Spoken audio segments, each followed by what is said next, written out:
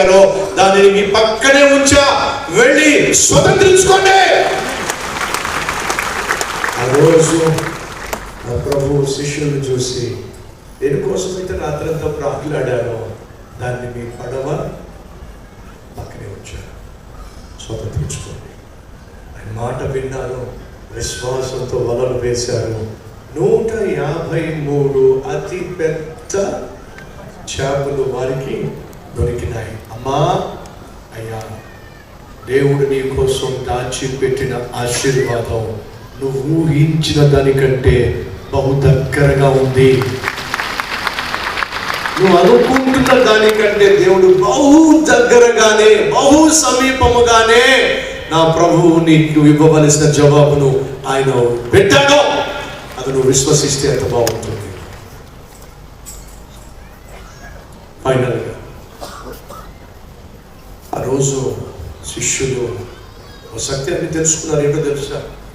దేవుణ్ణి కాదని, ఆయన ఇచ్చిన పనిని కాదని, ఆయన ఇచ్చిన పిలుపును కాదని, ఆయన పలుకును కాదని మేము ఏది చేసినా సరే మన జీవితంలో ఏమీ సాధించాలి. అమ్మా, అయ్యా, యేసుక్రీస్తును కాదని, ఆయన మాట కాదని, ఆయన వద్దని నువ్వు ఎక్కడికి వెళ్ళినా ఏమి చేయాలని ప్రయత్నం చేసినా నీ జీవితంలో నువ్వేమీ సాధించలేవు.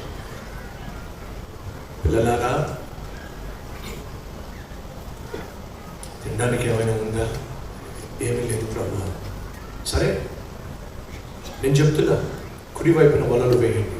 కుడివైపున వల వేస్తే వాళ్ళు లాగలేకపోయారట.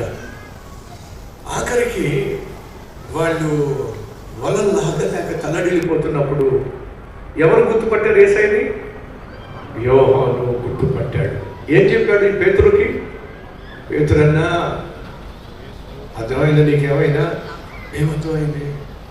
ఇంత విస్తారమైన చేపలు మనకు ఆయన చెప్పిన మాట ప్రకారం దొరికినాయి అంటే ఎవరు చెబితే దొరుకుతాయో తెలుసా? ప్రభు అయిన యేసుక్రీస్తు చెబితేనే. అక్కడ ఉంది ఎవరో కాదు. ఎవరో? ప్రభు అయిన యేసుక్రీస్తు. వారికి ఒట్టుకు చేరినప్పుడు అక్కడ ఏమన్నా తెలుసా మీకు? ఏంటి బ్రతులు మళ్ళీ బైబిల్ తెలుస్తున్నారు మీరు అనుకోకండి. వీళ్ళు ఎంతమందికి ఈ రాత్రి దేవునితో ఒక రాత్రి అంతా గడిపితే బాగుంది అనిపిస్తుంది? మీరు చప్పట్లు కొడుతున్నారు కానీ కొంతమంది ఏం మనసులో చప్పట్లు కొడతారు మీరు? అవి లోపల కాలిపోతా ఉంటే